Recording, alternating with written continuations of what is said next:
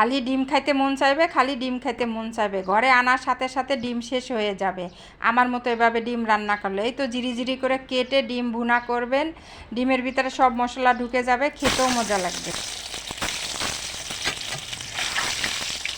কিরে ভাই, বের হয়েছে না কেন? কখন বের হবে আর রান্না করবো কখন?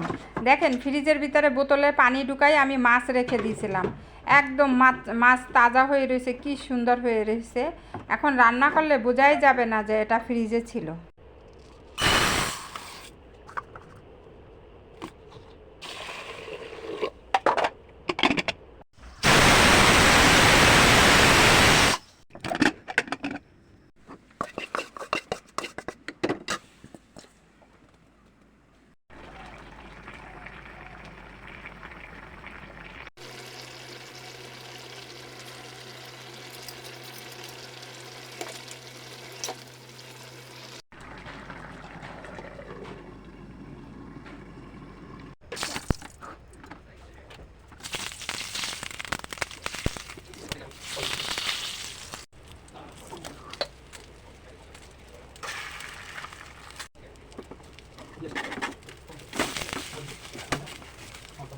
কিছু কিছু খাবার আছে একভাবে খেতে ভালো লাগে না।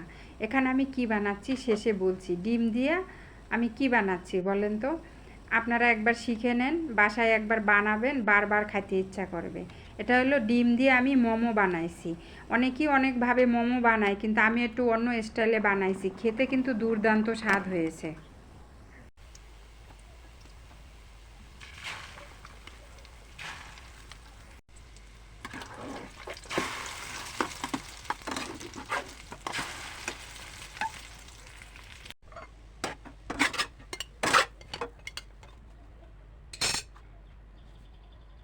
আজকে পাহাড়ি অঞ্চলের রান্না করলাম, শাক দিয়ে মাছ ঢেকে নিলাম, পুঁই শাক দিয়ে ছোটো মাছের চচ্চড়ি।